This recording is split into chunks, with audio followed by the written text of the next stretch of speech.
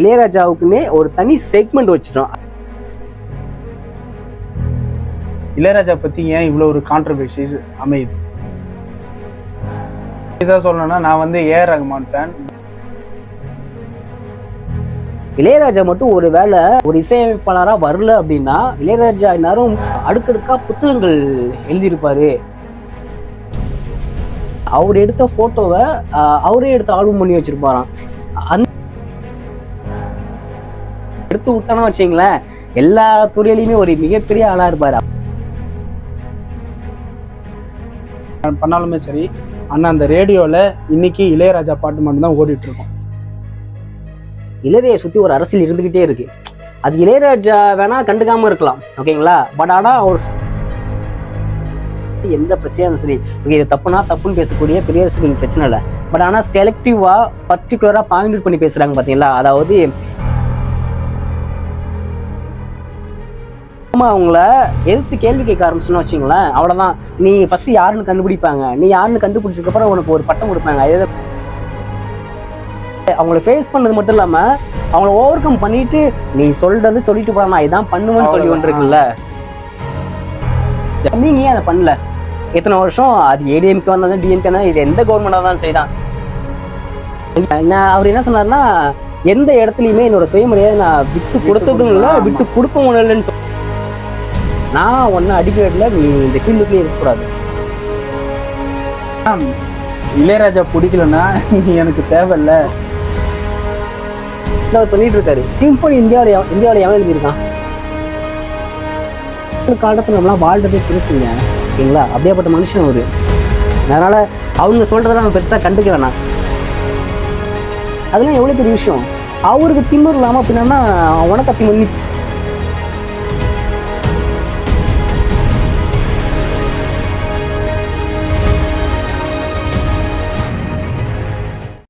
Hi, hello. Actually பார்த்தீங்கன்னா நான் கங்காங்க. நம்ம ஆல்ரெடி என்றென்றும் இளையராஜா அப்படின்னு சொல்லி ஒரு சீரீஸ் ஒன்று ஸ்டார்ட் பண்ணியிருந்தோம். ஸோ அதோட தொடர்ச்சி தான் இருந்தது என்றென்றும் இளையராஜா பாட்காஸ்ட் சீரீஸ் 2. ஆக்சுவலி நம்ம இந்த பாட்காஸ்ட் சேனல் எதுக்கு ஆரம்பித்தோன்னா, இதில் இசை, இலக்கியம், காதல், காமம்னு சொல்லி எல்லாத்த பற்றியுமே பேச போகிறோம். அதாவது தனி மனிதனோட தொடர்பு உள்ள, இல்லைனா தனி மனிதனை இன்னொரு மனிதனோட தொடர்பு படுத்தக்கூடிய எல்லா விஷயத்தை பற்றி நம்ம பேச போகிறோம். இந்த சேனலில் இளையராஜாவுக்குன்னே ஒரு தனி செக்மெண்ட் வச்சுட்டோம். அதுதான் என்றென்றும் இளையராஜா அப்படின்னு சொல்லி.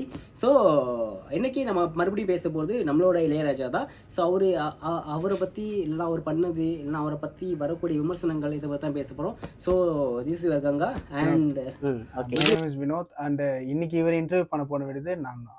ஓகே, இன்டர்வியூலாம் நாங்கள் ஜஸ்ட் ஒரு 1-to-1 கான்வர்சேஷன் மாதிரி தான். அண்ட் இன்னைக்கு வந்து நம்ம பார்க்க போகிறது இளையராஜா, என்றென்றும் இளையராஜா பற்றி. நான் 90s kid, Ilaiyaraaja I think 2K kids நினைக்கிறேன். இல்ல 90s கிட்ஸ். 90s தானா? ஓ, லேட்லி 90s. ஓகே, சூப்பர், ஒன்றும் பிரச்சனை இல்லை. இளையராஜா எனக்கு எவ்வளோ பிடிக்குன்றத போன சீரிஸ் சொல்லிட்டேன். பட் அதே மாதிரி வினோத்துக்கு எப்படி இளையராஜா அறிமுகமானாரு, இல்லை இளையராஜாவை எப்படி பிடிக்க ஆரம்பிக்கும், இல்லைன்னா ஆக்சுவலி யாரோட ஃபேன் அப்படின்ற விஷயத்தை நீங்கள் ஷேர் பண்ணால் கூட நல்லா தான் இருக்கும். சீரியஸாக சொல்லணும்னா நான் வந்து AR Rahman fan, but I love Ilaiyaraaja. எதனால் அப்படின்னு கேட்டிங்கன்னா, சீரியஸாக சொல்லணும்னா ஒரு 3 ஜென்ரேஷன், அது 3 தலைமுறையை தாண்டி ஒரு இசை நிலைக்கிறது, ஒரு இசை வந்து இவ்வளோ பெருசாக பேசப்படுதுன்னா கண்டிப்பாக அது இளையராஜாவில் மட்டும்தான் முடியும். நான் ஏஆர் ரஹ்மான் பேசி அப்படிப்பட்ட விஷயத்துக்கு நான் வரல. இளையராஜா இஸ் பெஸ்ட், அவ்வளோதான். அதை பற்றி நான் பேசுகிறேன். எனக்கு அறிமுகமானது என்னோட அப்பா அம்மா மூலியம்தான். அவங்க கேட்குற தினசரி பாட்லேயும் சரி, அதில் கேட்குறதே நான் அண்டர்ஸ்டாண்ட் பண்ணின்னு, ஓகே இதுதான் இளையராஜா, ஓ இவர் தான் மியூசிக் பண்ணியிருக்காரு அப்படின்ற மாதிரி கேட்டேன். ஃபர்ஸ்ட் ஆஃப் ஆல் எஸ்பிபின்றது மட்டும்தான் சில பேருக்கு வந்து இன்ட்ரடியூஸ் ஆகிருக்கும். எனக்கு வந்து நான் கேட்டு தெரிஞ்சதுனால இளையராஜா, ஓகே இவர் தான் இளையராஜா அப்படின்றது. இன்னைக்கு எனக்கு மெச்சூரிட்டி ஆகி நான் தெளிவாக ஆகிற வரைக்கும் இதுதான் இளையராஜா, இவர் தான் மியூசிக்கு, இவ்வளோ பெரிய விஷயத்த வந்து இவர் சாதிச்சிருக்காரு, இவ்வளோ பண்ணியிருக்காரு அப்படின்றப்போ வந்து அது ஒரு பெரிய விஷயம். ஸோ அதுலேருந்து தான் எனக்கு இளையராஜா தெரிஞ்சு அறிமுகமாகிடுச்சு. சில சாதனைகள்லாம் பண்ணதில்லை, பெரிய சாதனைகள்லாம் பண்ணியிருக்காரு. ஸோ அதனால் வந்து இன்னும் நிறைய விஷயம் இருக்குது.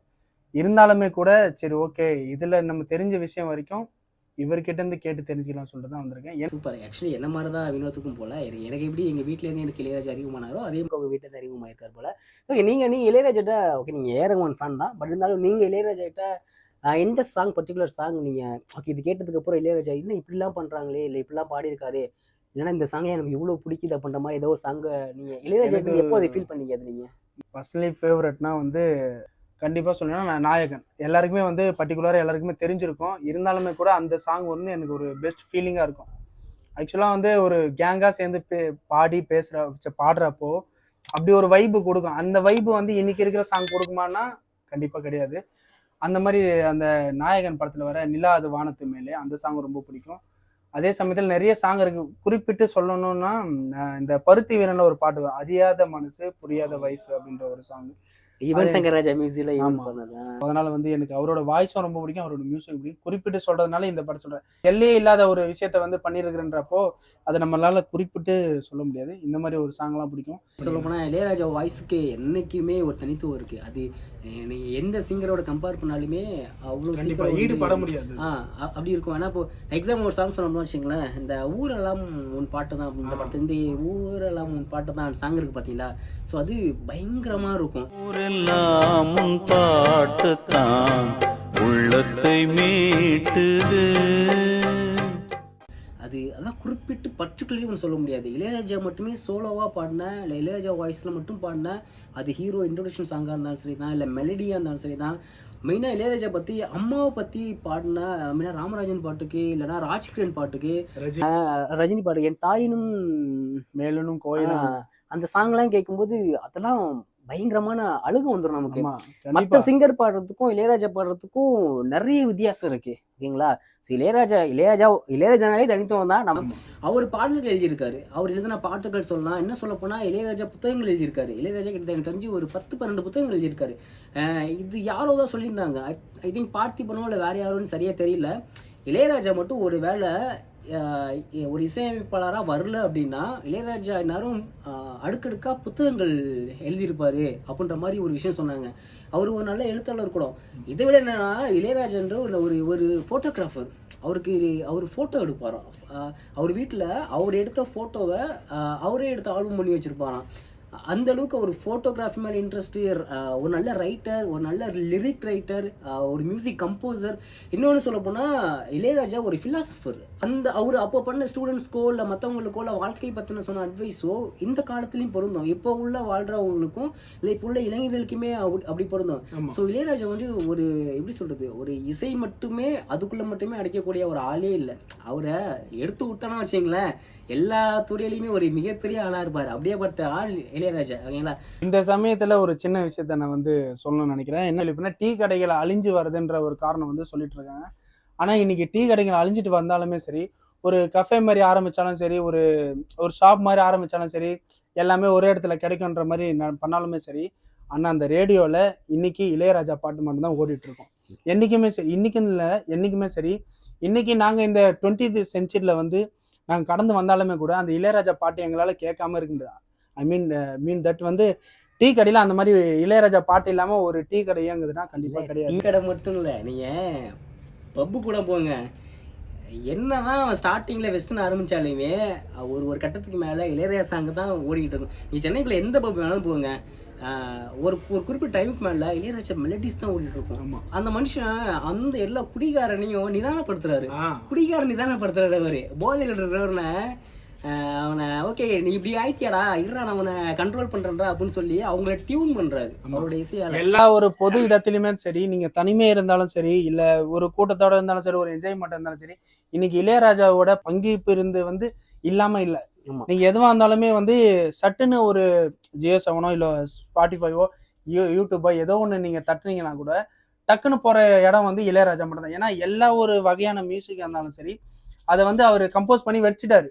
நான் வச்சுட்டேன், நீ அனுபவி, நீ ஜாலியா இரு, அவ்வளவுதான் விஷயம் அப்படின்றத வந்து அவரு நிரூபிச்சுட்டும் இருக்காரு.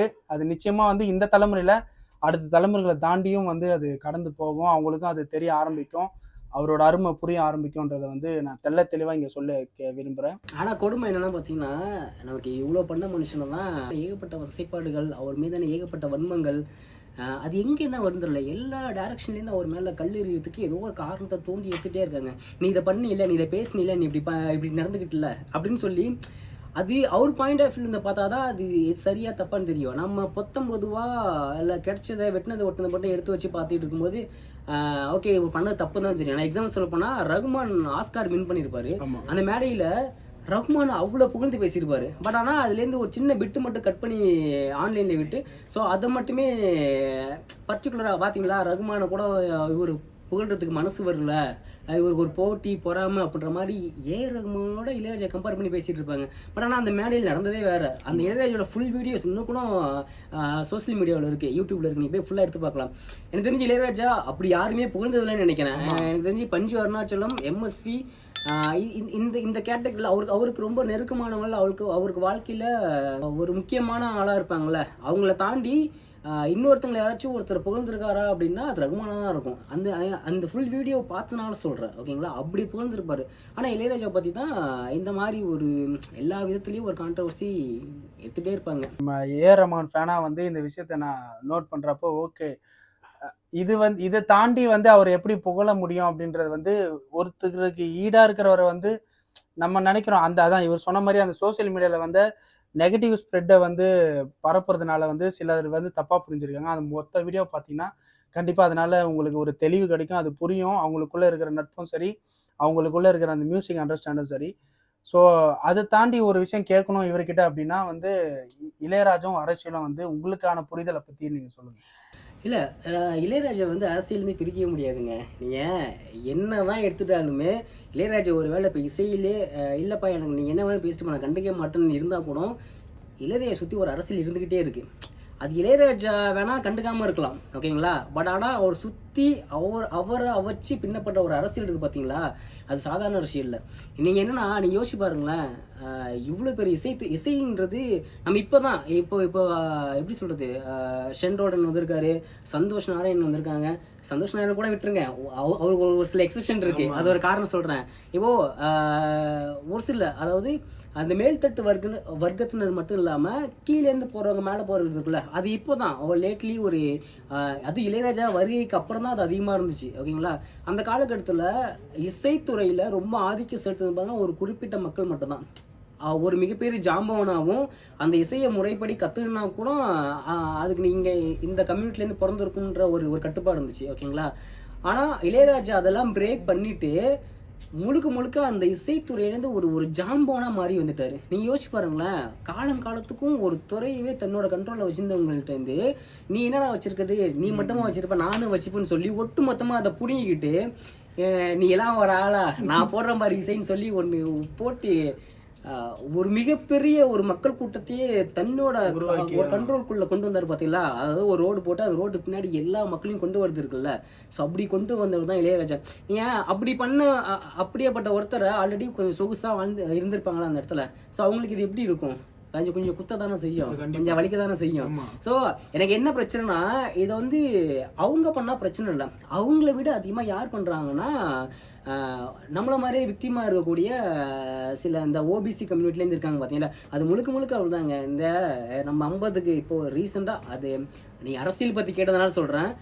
அரசியல் இப்போ இருக்கக்கூடிய இப்போ தமிழ்நாட்டில் பேசக்கூடிய இந்த அரசியல் இருக்குது பார்த்தீங்களா, அந்த திராவிடின் ஐடியாலஜி பேசக்கூடிய இந்த பெரியாரிஸ்டுகள் இருக்காங்க பார்த்தீங்களா, அதில் உண்மையாக இருக்க பெரியாரிஸ்டுகள் எந்த பிரச்சனையுமே இல்லை. அதாவது அது எந்த சாதியாக இருந்தாலும் எந்த மதமாக இருந்தாலும் சரி, எந்த பிரச்சனையாக இருந்தாலும் சரி, ஓகே இது தப்புன்னு பேசக்கூடிய பெரியாரிஸ்டுகள் பிரச்சனை இல்லை.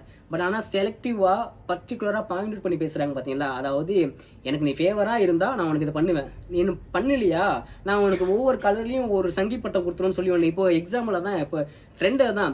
நம்ம இப்போ இருக்கக்கூடிய பெரியாரிஸ்டுக்கோ இல்லை இப்போ இருக்கக்கூடிய கவர்மெண்ட்டுக்கோ சப்போர்ட்டாக பேசுகிறோன்னா ஓகே நம்ம நல்லவன் ஓகேங்களா, நம்ம அவங்களால போற்றி புகழப்படுவோம், அவங்களால நமக்கு எப்படி சொல்கிறது மிகப்பெரிய மாலை மரியாதை பட்டங்கள்லாம் வரும், நம்மளை டச் பண்ணவே மாட்டாங்க. பட் நாம் அவங்கள எதிர்த்து கேள்வி கேட்க ஆரம்பிச்சோன்னு வச்சிங்களேன், அவ்வளோதான். நீ ஃபஸ்ட்டு யாருன்னு கண்டுபிடிப்பாங்க, நீ யாருன்னு கண்டுபிடிச்சதுக்கப்புறம் உனக்கு ஒரு பட்டம் கொடுப்பாங்க. எதுனா கருப்பு சங்கி, நீல சங்கி, சிவப்பு சங்கி அப்படின்ற ஒரு பட்டத்தை கொடுக்க ரெடியாகவே வச்சுருக்காங்க. இது எப்போ நமக்கு தெரிய வருதுன்னா இப்போ டெக்னாலஜிலாம் வந்ததுக்கப்புறம் இது நமக்கு ரொம்ப தெளிவாக தெரியுது. பட் ஆனால் லேட் 90ஸ்க்கு முன்னாடி இல்லைனா 2000க்கு முன்னாடி அது எப்படி இருந்துச்சுன்னா அப்போலாம் மொபைல் ஃபோன்லாம் எதுவுமே இல்லை, வெறும் பத்திரிகை, அதில் வரக்கூடிய துணுக்கு செய்திகள் மட்டும்தான், அது மட்டும்தான் உண்மைன்னு பார்த்து நம்பிட்டு இருந்த அந்த உலகத்தில் அப்போ இளையராஜா எப்படி அவங்கள ஃபேஸ் பண்ணியிருப்பாரு? இளையராஜா அவங்கள ஃபேஸ் பண்ணது மட்டும் இல்லாமல் அவங்கள ஓவர் கம் பண்ணிட்டு நீ சொல்றது சொல்லிட்டு போடா நான் இதான் பண்ணுவேன்னு சொல்லி வந்துருக்குல்ல, அதை பண்ணிட்டு வந்திருக்கோம் தான் இளையராஜா. நான் இன்னும் குறிப்பிட்டு சொல்ல போனோம்னா இங்கே உள்ள அந்த ஓபிசி இருக்காங்கல்ல, அதாவது இந்த இடைநிலை சாதியாளர்கள், அவங்களுக்கு எப்போதுமே வசதியாக ஒரு விஷயம் இருக்குது. இங்கே என்ன தப்பு நடந்தாலும் அதை பார்ட்னர்கள் பக்கம் கையை காட்டிட்டு அந்த இடத்த பார்ட்னர்கள் அடையக்கூடிய அந்த இடத்த இவங்க போய் ஃபில் பண்ணுறது இருக்குல்ல. அதாவது சமூக நீதினு பேசுனா இங்கே உள்ள SC/ST ப்ளஸ் விமன்ஸ் பெண்கள் இவங்களை தவிர்த்து உங்களால் சமூக நீதி பேசவே முடியாது. பட் ஆனால் இவங்க என்ன பண்ணுறாங்கன்னா முழுக்க முழுக்க பார்ட்னர்களே கையை காட்டிட்டு கீழே அவங்களுக்கு கீழே இருக்கிறவங்கள என்ன மாதிரியான சிக்கல்லாம் கொடுக்க முடியுமோ, இல்லை என்ன மாதிரி இன்னும் கொடுக்க முடியுமோ எல்லாத்தையும் பண்ணுறாங்க.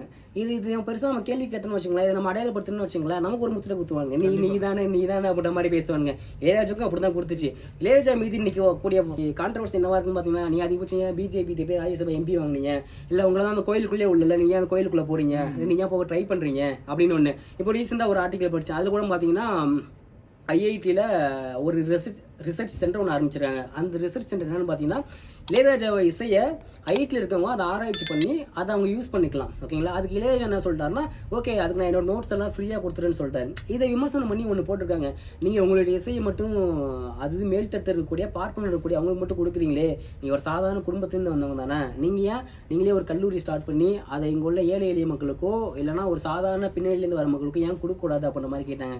நான் என்ன கேட்குறேன், பிஜேபி ராஜ்யசபா கொடுத்ததா இருக்கட்டும், இல்லைனா இங்கே உள்ளவங்க அதே IIT போய் அவங்களோட ஒரு புரிந்துணர்வு ஒப்பந்தம் போட்டு நீங்கள் இந்த மாதிரி ரிசர்ச் சென்டர் ஆரம்பிக்கிறதா இருக்கட்டும், இவங்களாம் அதை பண்ணாங்கல்ல. நான் திருப்பி அவங்களை கேட்டேன்னா நீங்கள் ஏன் அதை பண்ணல? எத்தனை வருஷம் அது ADMK வந்தாலும் DMK வந்தாலும் இது எந்த கவர்மெண்ட் இருந்தாலும் சரி தான், 50 வருஷம் ஆட்சியில் இருக்கீங்களா, நீங்கள் ஏன் இது வரைக்கும் இளையராஜாவுக்கு ஒரு ராஜ்யசபா MP கொடுக்கவே இல்லை? ஏன்னா நீங்கள் ஏன் போய் இளையராஜா போயிட்டு உங்கள் நோட்ஸ்லாம் கொடுங்க, நாங்கள் இந்த மாதிரி ஏழை எளிய மக்களுக்கெல்லாம் இல்லைனா சாதாரண ஒரு குடும்ப பின்னணியிலேருந்து வரக்கூடிய எல்லா மாணவர்களையும் ஒருங்கிணைத்து ஒரு கல்லூரி இசை கல்லூரி ஒன்று ஆரம்பிக்க போகிறோம், அதுக்கு உங்கள் நோட்ஸ்லாம் கொடுத்தீங்கன்னா உங்களை மாதிரியே ஒரு ஏராளமான ஒரு இசை கலைஞர்களை உருவாக்க முடியும் அப்படின்ற மாதிரி நீங்கள் ஏன் கேட்டீங்களா? நீங்கள் ஏன் கேட்கல? அதை நீங்கள் போய் இது கேட்டிருந்தீங்கன்னா இளையராஜா மாட்டேன்னு சொல்லியிருப்பாரு. நீ சொல்லுங்க, அவங்கள பயன்படுத்திக்கிறாங்க, நீங்கள் அவங்கள பயன்படுத்திக்கல. நீங்கள் என்ன கொடுக்குறீங்களோ அதான் திருப்பி கிடைக்கும். ஓகேங்களா? நீங்கள் இளையராஜாவை வெறும் வசப்பாடுறதுக்கு மட்டுமே, வெறும் வன்மத்தை கக்கிறதுக்கு மட்டுமே வச்சிருந்தீங்கன்னா இளையராஜாவும் அப்படி தான் இருப்பார். எக்ஸாம்பிள் சொல்ல போனால் லாஸ்ட்டாக அந்த ஸ்ரீவில்லிபுத்தூர் ஆண்டாள் கோயில இளையராஜா உள்ள போயிருந்தாரு, அனுமதிக்க மாட்டாங்கன்னு சொல்லிட்டு. அப்படி இருக்கும்போது இளையராஜா அங்கே போயிட்டு அங்கே ஆக்சுவலி விஷயம் நடக்கவே இல்லையா, அது யாருக்குன்னா இளையராஜாவே சொல்கிறார், அப்படி விஷயம் நடக்கவே இல்லை, அவர் ஒரு அறிக்கையை விட்டு. ஆனால் அந்த விஷயத்தை யார் ரொம்ப பெருசாக்குறாங்கன்னு பார்த்தீங்கன்னா ஒரு பர்டிகுலர் கட்சியை சேர்ந்த அந்த ஐடிவி தான் ரொம்ப பெருசாக்குனாங்க. பயங்கரமா இளையராஜா பார்ட்னர்கள் உள்ள விடவே இல்லை, இளையராஜா பெரிய அசிங்கம், இது அவமானமா இல்லையா, இந்நேரம் நீங்க MP பதவியை ராஜினாமா பண்ணிட்டு வந்திருக்குமா, இல்லை இனிமேல் நீங்க கோயிலுக்குள்ளேயே போகக்கூடாதுன்னு சொல்றது, அந்த அளவுக்கு ரொம்ப பெருசா பேசியிருந்தாங்க. ஆனா இளையராஜா வந்து சிம்பிளா ஒரு ட்வீட் போட்டாரு, தனியா ஒரு அறிக்கையை விட்டாரு. அவர் என்ன சொன்னாருன்னா, எந்த இடத்துலையுமே என்னோட சுயமரியாதை நான் விட்டு கொடுத்ததும் இல்லை, விட்டு கொடுப்போம் இல்லைன்னு சொல்லி பயங்கர போல்டா போனேன். எனக்கு அதெல்லாம் பார்க்கும்போது அந்த மனுஷன் இன்னமும் அவ்வளோ ஒரு ஃபயராக இருக்காரு அப்படின்ற மாதிரி தோணுச்சு. ஓகேங்களா? இதில் மட்டும் இல்லைங்க, லாஸ்ட்டாக அந்த வைரமுத்து இஷ்யூ வந்துச்சு பார்த்தீங்களா, இது எல்லாமே அரசியலோட பின்னி பிணைஞ்சிருக்கு. ஓகேங்களா? அந்த வைரமுத்து இஷ்யூவில் கூட அவர் பாட்டா ஒரு வேலையை பார்த்துருக்காரு. வைரமுத்தா வந்து இசை பெருசா மொழி பெருசான்னு பேசி அவர் பாட்டா ஒரு பெரிய கான்ட்ரவர்சி ஒன்று கிரியேட் பண்ணியிருந்தாரு. தலைவா சிம்பிளாக வந்து நீ பேசுகிறதே பேசு, நான் ஒரு சிம்பொனியே எழுதி முடிச்சுட்டு வந்துட்டேன், வரப்போகுது ஜனவரி 26 நான் போய் இது பண்ண போகிறேன் அப்படின்னு சொல்லி ஒரு சிம்பிளாக ஒன்று பண்ணார் பார்த்தீங்களா. அந்த மனுஷன் அங்கே நிற்கிறாரு. இவங்க நினச்சிட்டு இருக்காங்க, கீழேருந்து ஒருத்தன் வந்துட்டான், இந்த கம்யூனிட்டிலேருந்து ஒருத்தன் வந்துட்டான், இவனால என்ன பண்ணிட முடியும். அதான் சில பேரை ஏற்றுக்கவே முடியல. இளையராஜா கண்டிப்பா என்னதான் எதிர்ப்பு வந்து அதிகமா இருக்கு, பயங்கரமா இருக்கு. இளையராஜா ரொம்ப பயங்கரமா இருக்கு. அது இவங்க வெளியில அந்த போலி முகமூடி பேசிட்டு போலி முற்போக்கு பேசி வேணா சமாளிக்கலாம், பட் உள்ளுக்குள்ள இளையராஜானா உங்களுக்கு குத்துது. அதாவது அதான், நீ என்கிட்ட சைலண்டா பண்ணி குடிக்கிற வரையும் ஓகே, இல்லைனா நீ என்னை எதிர்த்து பேசாத வரையும் ஓகே, இல்லை நீ எனக்கு ஃபேவரா பண்ற வரையும் ஓகே, இதை தாண்டி நீ போயிடுச்சுன்னு வச்சுக்குவேன், நான் ஒன்றை அடிக்கிறதுல நீ இந்த ஃபீல்டுக்குள்ளேயே இருக்கக்கூடாது. இவங்க பண்ண வேலையில், அதாவது பார்ட்னர்கள் ஒருத்தரை ஒரு ஃபீல்டு விட்டு விரட்டினதை விட இங்கே உள்ள ஓபிசிகள், இங்கே உள்ள தலித்துக்களை ஒரு ஃபீல்டை விட்டு விரட்டினது, இல்லைனா அந்த ஓபிசிகளால் தலித்துகளோ இல்லை பெண்களோ பாதிக்கப்பட்டது ரொம்ப அதிகம். ஓகேங்களா? நம்ம அதை பட்டியல் போட்டு சொல்லலாம். நான் ஏன் இதெல்லாம் சொல்கிறேன்னா, இளையராஜாவை அரசியலோடு நீங்கள் மெர்ஜ் பண்ணி கேட்டதுனால சொல்கிறேன். இளையராஜாவுக்கும் அரசியலுக்கும் சம்மந்தம் இல்லைன்னு சொல்லவே முடியாது. அது நம்ம அவங்க வேணா இளையராஜா இசைத்துறை, அரசியல் வந்து தனி அப்படின்னு சொல்லிக்கிறாங்க. பட் ஆனால் ரெண்டுமே ஒன்றா பிணைக்கப்பட்டுள்ளதான். அது இப்போ மட்டும் இல்லை, அவர் வாழ்ந்தாலும் சரிதான், இல்லை இன்னொரு 100 வருஷம் கழிச்சாலும் சரிதான். இளையராஜா பற்றி பேசும்போது நம்ம அரசியலை பற்றி தொடாமல் இருக்கவே முடியாது. ஏன்னா இளையராஜாவும் அரசியலும் தமிழ்நாட்டில் ரொம்ப ஒன்று, தமிழ்நாட்டு மட்டும் இந்தியா ஃபுல்லே ஒன்று. ஏன்னா இசைத்துறையில் இப்படியாப்பட்ட ஒரு ஜாம்புவனா, அதுவும் தலித்லேருந்து ஒரு ஜாம்புவனா இதுவரை இந்தியா பார்த்ததே இல்லை. இவ்வளவு ஒரு பேர் வளர்ச்சி வந்ததே இல்லை, யாருக்குமே அது பொறுக்க முடியல. ஆமா. இந்த நேரத்துல வந்து ஒரு விஷயம் சொல்லணும்னா வந்து நட்சத்திரம் நகர்கிறதுன்ற ஒரு படம் பாக்குறப்போ பர்டிகுலர் சீன் வந்து கிட்டத்தட்ட அது ஓப்பனிங் சீன் தான் அப்படின்னு. அந்த சீன்ல வந்து ஒரு டைலாக் ஒன்று சொல்லியிருப்பாங்க. இவரு சொல்றப்போ அந்த சீன் சொல்றப்ப என்ன தோணுதுன்னா, இளையராஜா பிடிக்கலன்னா நீ எனக்கு தேவையில்ல அப்படின்ற ஒரு சீன் ஒன்று இருக்கும். அதே மாதிரிதான் இப்பயும் சொல்றேன், இளையராஜா பிடிக்கலாம் நிச்சயமா சொல்றேன், அவங்க யாருக்குமே வந்து நாங்க ஒட்டி குருவாட மாட்டோம் அப்படின்றத வந்து தெளிவா சொல்லியிருக்கிறோம். ஒரு கர்வமா பேசுறாரு, இவ்வளவு நான் சாதிச்சிட்டேன், நான் இப்படி இருக்கிறேன் அப்படின்ற மாதிரி பேசுறாரு. நான் தானே மியூசிக், நான் தானே கடவுள் அப்படின்ற மாதிரி பேசுறேன். அதை பத்தி என்ன சொல்றீங்க? இல்ல ஆக்சுவலா என்ன சொல்றா, இப்போ அது கூட அவரே விளக்க சொல்லிட்டாரு. கௌரி எனக்கு ஆனவன் வேற எவனுக்கடா இருக்கும், எனக்கு திமிர்றவன் வேற எவனுக்கடா இருக்கும், எனக்கு திமிருன்னு கேட்கறவனுக்கு எவ்வளவு திமிரு அப்படின்ற மாதிரி கேட்டுருப்பாரு. அவர் என்ன சொல்ல வர்றாருன்னா, நீ அதிகபட்சம் என்ன பண்ணுவ, 3 வேளை சொத்த தின்ப இல்ல, தின்னுட்டு உன் வேலை உண்டு நீ உதுன்னு இருப்ப. அவர் என்ன பண்றாருன்னா, நீ யாருமே செய்ய முடியாத விஷயத்த இல்லை உன்னால செய்யவே முடியாது நினைக்கிற விஷயத்த அவர் பண்ணிட்டு இருக்காரு. சிம்பனி இந்தியாவில் எவன் எழுதியிருக்கான்? எந்த மியூசிக் சிம்பிள் இது வரைக்கும் நான் சொல்கிறேன். ஆக்சுவலி அதுவும் இளைய சொன்னது தான். இந்தியாவில் இது வரைக்கும் நோட்ஸ் எழுத தெரியாது, எந்த மியூசிக் டைரக்டர் நோட்ஸ் எழுத தெரியாது. இந்தியாவில் மட்டும் இல்லை, அவர் ரீசெண்டாக எங்கேயோ லண்டனில் எங்கேயோ போயிருக்கும் போது அங்கே உள்ள ஒரு மியூசிக் டைரக்டர் ஏதோ ஹாலிவுட்டில் சம்திங் ஏதோ ஒருத்தருக்கு அவருக்கு நோட்ஸ் எழுத தெரியல. நோட்ஸ் எழுதக்கூடிய ஒரு இசையமைப்பாளர்னு இருக்காருன்னா அது இளையராஜா தான். ஓகேங்களா? அப்படி நோட்ஸ் எழுதுறது வேற, பட் சிம்பனின்றது வேற. ஓகேங்களா? சிம்பனியை எழுதுன ஒரு இசையமைப்பாளர் இன்னும் ஒருத்தர் இருக்காரு, இல்லை சிம்பனியை அவர் ஸ்டேஜ் பர்ஃபார்மன்ஸ் பண்ண போறாரு அப்படின்னா அதெல்லாம் எவ்வளோ பெரிய விஷயம். அவருக்கு திமிர் இல்லாமல் பின்னா உனக்கு நீ திமிராவே என்ன சொல்லி திமிரா இருப்ப, நீ அதிகபட்சம் சாதி சொல்லி திமிரா இருப்ப, இல்லைன்னா வேற ஏதோ நீ இருக்கிற கட்சியிலையோ இல்லைன்னா அதில் இருக்கிற பதவியை வச்சு நீ திமிரா இருப்ப. ஓகேவா? பட் ஆனால் அதெல்லாம் நீ யாருக்கு என்ன புண்ணியம் அது, இல்லை யாருக்கு என்ன பலன் அதனால? ஆனா இளையராஜா பண்ற விஷயம் நீ பண்ற விஷயம் ஒண்ணா சொல்லுங்க. அப்போ இளையராஜாவுக்கு அப்படி ஒரு கௌரவமா இருக்கிறதுல, இல்லை இளையராஜா ஒரு ஆணவத்துல இருக்கிறதுல எந்த தப்புமே இல்லை.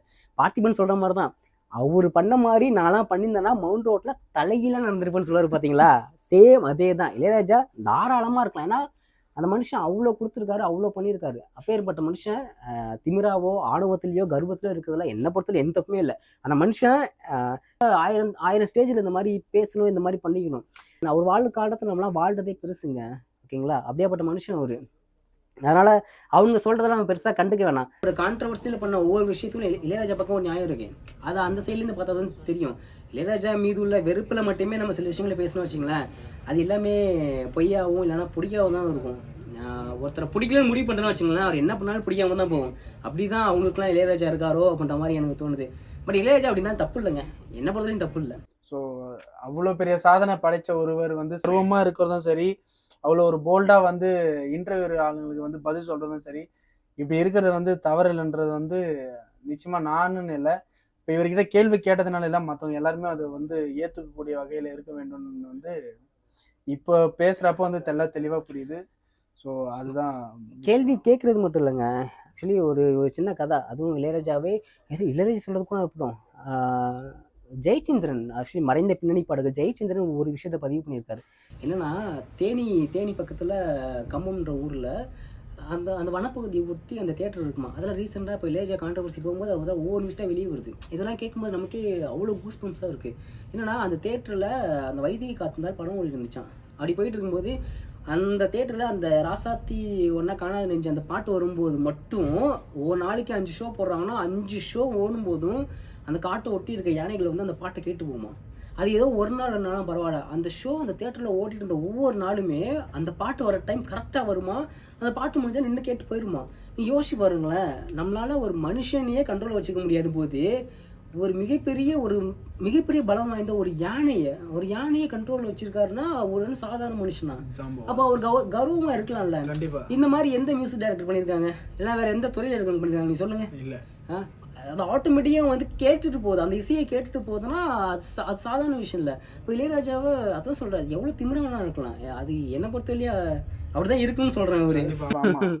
ஒரு வேலையில சார்ந்தும் சரி, ஒரு எதனா ஒரு விஷயமா ஆகட்டும், நிச்சயமா நீங்க இந்த காலத்தை விடுங்க, ஆனா அந்த காலத்துல பாக்குறப்போ வந்து பாட்டை ப்ளே பண்ணிட்டு தான் வந்து வேலையே செய்ய ஆரம்பிப்பாங்க. எந்த பாட்டா வேணா இருக்கட்டும், ஆனா அந்த பாட்டு வந்து இளையராஜா பாட்டு, இது நல்லா இருக்கும் அப்படின்னு நினைச்சு அவங்க பண்றப்போ வந்து ஒரு கட்டுக்கடங்காத ஒரு புத்துணர்ச்சி, அதோட சேர்ந்து அந்த வேலையும் செஞ்சு ரொம்ப சந்தோஷமா அதை கேட்டுட்டு ரசிச்சுட்டு அந்த வேலையும் சந்தோஷமா செய்வாங்க. அதே சமயத்தில் இளையராஜா பாட்டு அவரோட பாட்டையும் சேர்ந்து சந்தோஷமா கேட்பாங்க. ஸோ அந்த அளவுக்கு வந்து இளையராஜா நம்மளோட வந்து ஒன்றிணைந்து பயணிக்கிறாரு. இது இந்த இந்த ஜென்ரேஷன் மட்டும் இல்லை, நெக்ஸ்ட் ஜென்ரேஷன்லையும் வந்து பெருமளவும் பேசப்படுவார். நம்ம அதுலேருந்து இங்கே நம்ம ஒரு விதை விதைக்கிறோம் அப்படின்ற மாதிரி தான் நான் சொல்கிறேன். இங்கேருந்து நம்ம சின்னதாக விதை விதைக்கிறோம். இன்னும் நிறைய பேர் பேச ஆரம்பிப்பாங்க, நிறைய பேர் அதை பற்றி கலந்துக்க ஆரம்பிப்பாங்க. நிறைய பேர்கிட்ட பேசலாம், நிறைய பேசலாம். So stay connected. ஓகே, அதான் நான் சொல்கிறேன். இளையராஜா பற்றி நம்ம இன்னும் ரொம்ப அதிகம் பேச போகிறோம். இதில் வந்து கொஞ்சம் கொஞ்சம் அதாவது நமக்கு கிடைச்ச தகவலை மட்டும் சேகரித்து ஒவ்வொரு சீரியஸ்லையும் சின்ன சின்ன விஷயங்களை மட்டும் சொல்ல போகிறோம். இது மட்டும் இல்லாமல் நமக்கு தெரியாத விஷயம் பல விஷயங்கள் இருக்கும்ல, அதான் நான் போன வீடியோ சொன்ன மாதிரியே இசை அறிவு உள்ளவங்கள்ட்டும் இசை புரிதல் உள்ளவங்களையும் கூப்பிட்டு வந்து நம்ம இந்த மாதிரி பேச போகிறோம். ஸோ நம்ம வாங்க தொடர்ந்து பேசலாம். ஓகே பாய், அடுத்த வீடியோவில் பார்க்கலாம். பாய், see you later.